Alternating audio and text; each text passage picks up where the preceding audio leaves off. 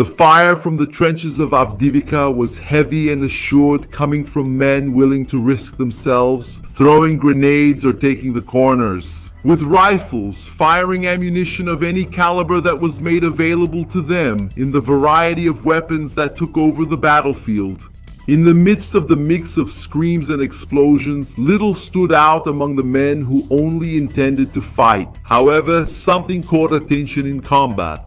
A soldier advancing over a trench wearing a kilt was the same one who threw grenades to help his comrades advance, someone who just a year ago worked as a mechanic in Scotland. Now he lived to pull triggers to make the damage to Russian lives irreparable and to keep the gears of the war machine lubricated.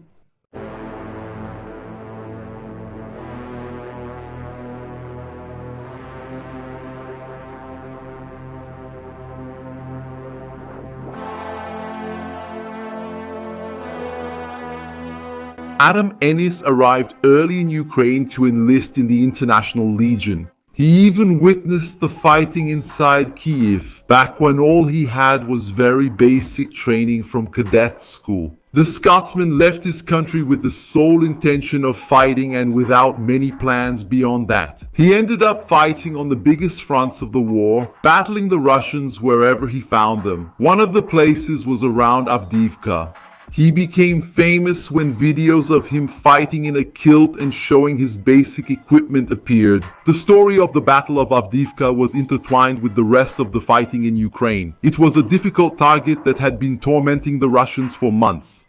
The Kremlin's desire for the city, which had become a Ukrainian fortress, was so great that months went by and soldiers' lives were repeatedly lost in attempts to take this crucial ground.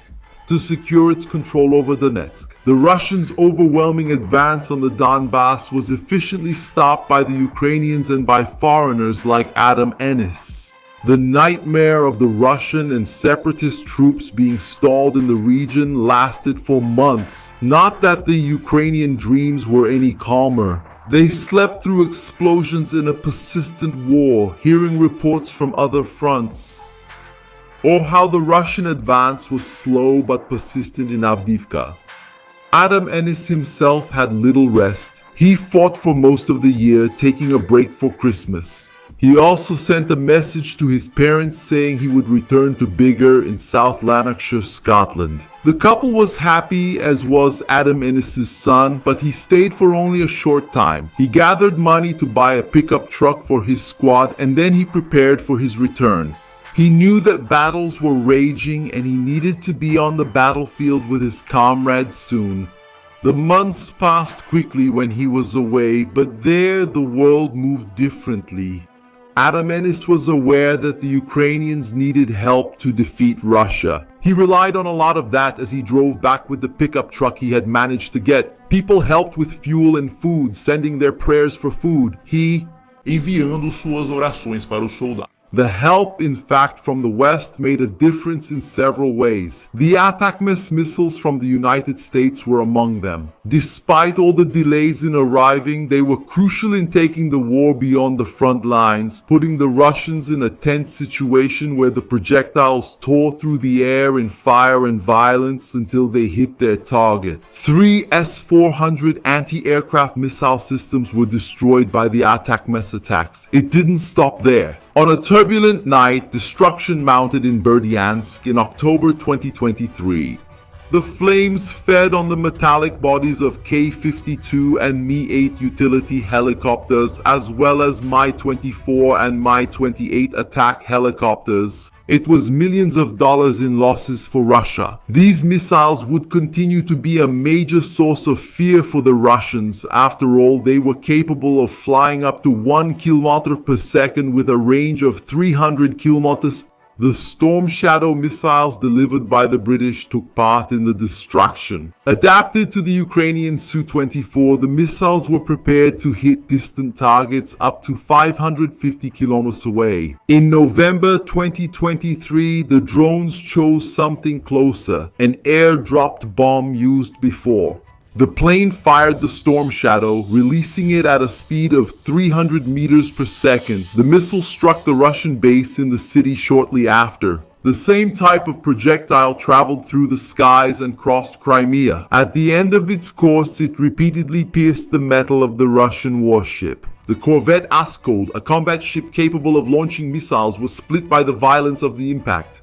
Pela violência dos impactos. From the trenches, a Dane smiled when he heard about more of the Russians' unexpected setbacks. In a disastrous blow, Russia lost some of its officers. Major General Vladimir Zavadinsky was the deputy commander of the 14th Army Corps and was close to the front lines but still in the rear, so as not to be targeted by the enemy and to have the freedom to issue orders calmly. Then something unusual happened. Zavadinsky was blown up by a mine, which indicated that he ended up being killed by one of the main Russian defenses against Ukrainian advances.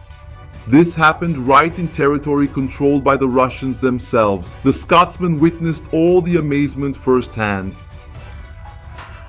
His search for ammunition, the need for resources, the difficult news received. The war did not stop on any front. And in 2023, the armored vehicles sped up or slowed down at different paces in each contested territory. Time passed with families celebrating their holidays separated or in mourning, with little joy except for anxious smiles on the faces of soldiers who celebrated victories at the expense of comrades who, when lucky, had their whole bodies sent back home. Avdiivka was one of those places where time was measured by the rhythm of the bombings and space was marked by mines and corpses.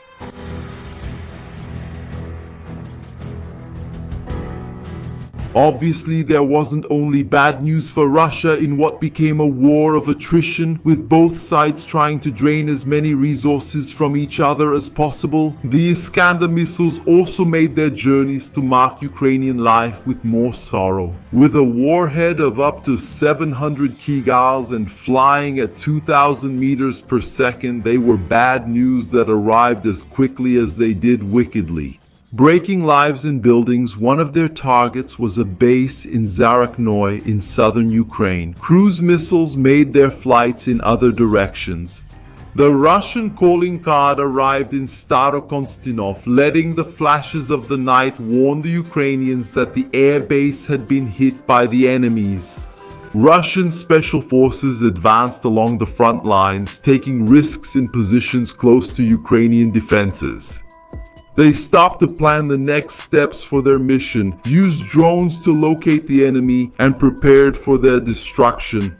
The propellers spun, leaving the Russians' hands to search for targets. The soldiers in the middle of the woods watched on the screen the coordinates of those Ukrainians who would be targets of Russian fury. The reported MLRS fired at the trenches, exploding in response. There was still movement detected, but the work of the special forces didn't end there. Still well camouflaged and moving between the tree lines, they detected enemy equipment stationary up ahead. They were perfect targets for the ATGM. The anti-tank team appeared quickly, setting up their instruments of destruction that unleashed fiery punishment on the Ukrainians. The TOS-1 kept being deployed against them. The updated version, Scorching Sunlight from 2003, had a range of 6 kilometers with an additional 4 kilometers gained in the 2020 version. The thermobaric warheads exploded, releasing pressure and temperatures to devastate everything in the largest area possible. The air displacement was so intense that it could knock down a man from more than 1 km away. Those closer to the point of deployment were obliterated or had their internal organs torn apart as they were thrown. That's how the Russians gradually destroyed the Ukrainian defenses in urban areas, creating craters up to 10 meters in diameter and at a cost of up to $50,000 per shot.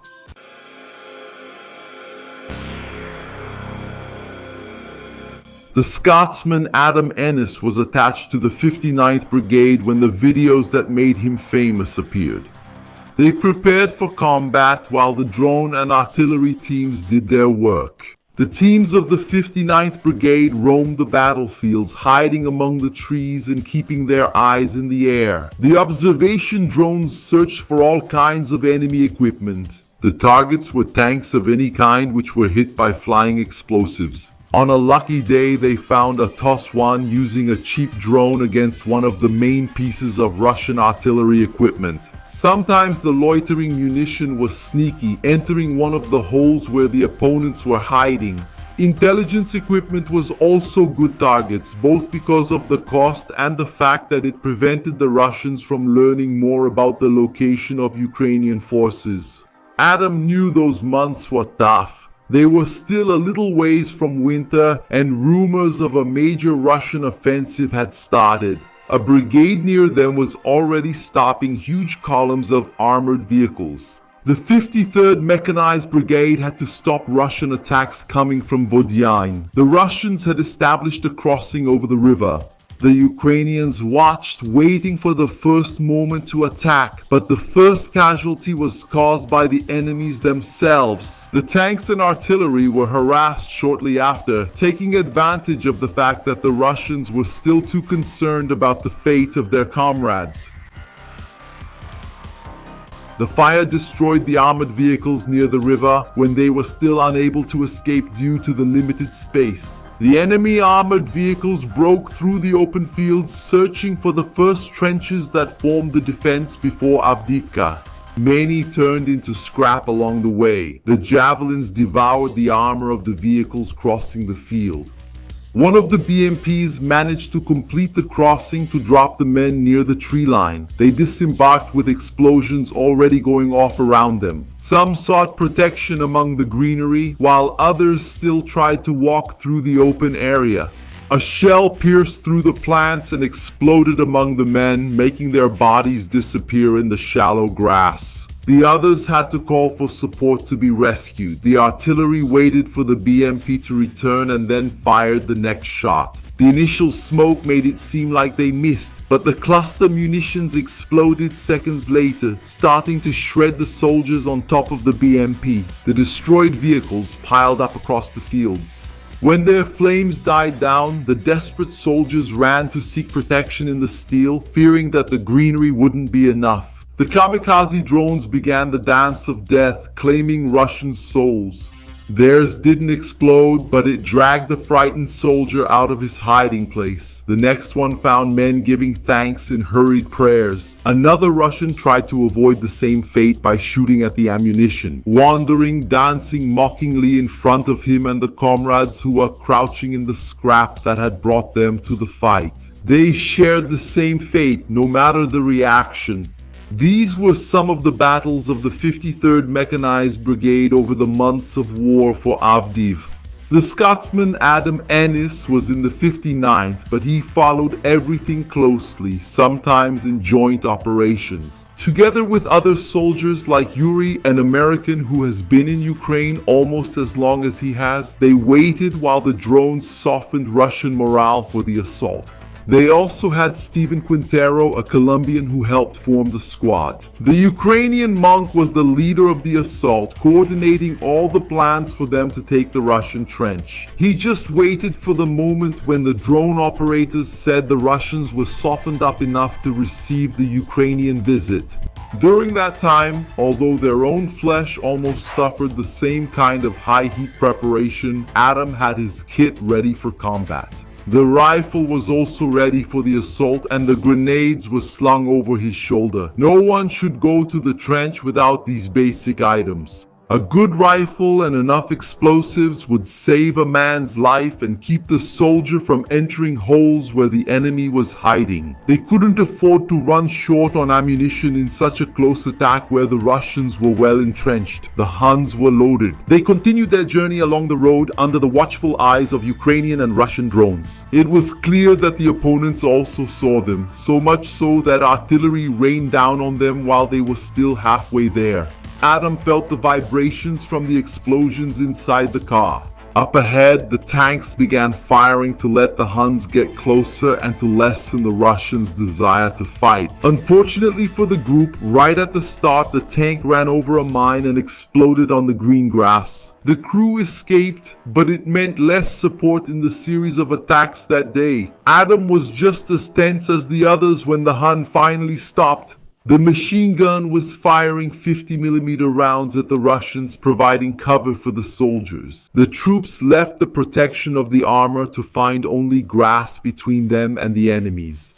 The field was too open for them to launch a very bold attack. They needed the violence of an initial advance, but with an awareness of their limits. From the Colombians, Steven Quintero started the suppressive fire. He went around the Humvee when he saw that his assault group should move along the other side of the trench. There were two fronts in the battle that made the Ukrainians begin to encircle the Russians. The hail of gunfire kept coming from Steven's rifle as he took the lead in the assault. He managed to reach the first mounds of earth that protected the Russian, using them for his own cover. Lying down, he opened fire on the enemy and signaled for his comrades to move forward and throw the grenades. At first, everything seemed fine until some explosives flew near him. Due to a bad throw, it almost took him out of action. Steven stayed in position, covering his comrades, still half deaf from the explosion. Adam was in another Humvee.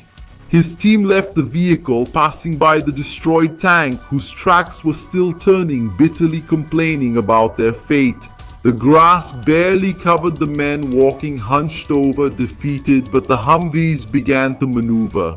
One of them, right behind Adam, backed up a few meters when it ran over a mine. The impact traveled up through the metal, twisting the frame and destroying the vehicle. The men were not unscathed, but their lives went on. They left the Humvee, already receiving help from their comrades, in the middle of the smoke that parched their mouths and lungs of those trying to escape or help.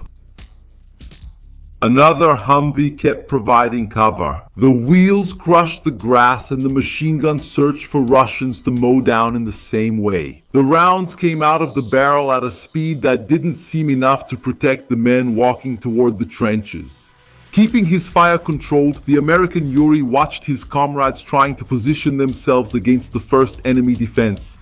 A Russian with a PKM was the main problem for the assault group to get into the trenches. He had a privileged position. Dust rose in front as he fired at the Ukrainians. It was a matter of time, of getting the right angle to spill enemy blood. A sudden explosion cut short the soldiers' elation, opening the way for the advance. The Ukrainian forces entered the trench, crouched down, keeping in a line. The drone operator warned that there was only a Russian trapped, the PKM operator who was fleeing desperately. He still posed a danger in that confined environment where the first soldier would be exposed to easy shots as soon as he advanced. The thrown grenade solved the problem with precision. The Russians didn't want to lose that trench easily.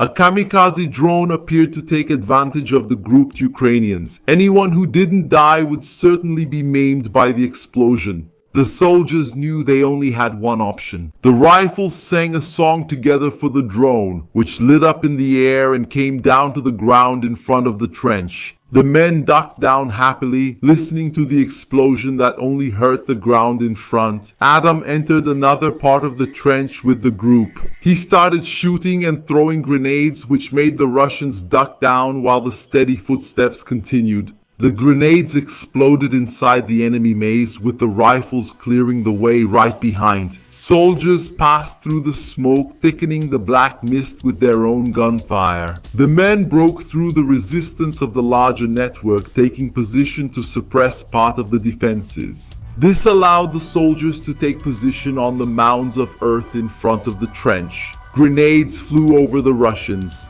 and the black air signaled the end of the fighting. The men carried ammunition to the newly captured trenches. Tired soldiers jumped into the holes, finally relieved that they had made it through a day of combat without any fatalities. Around them, the remnants of war were scattered. Millions of dollars in twisted metal formed sculptures among the grass and the holes.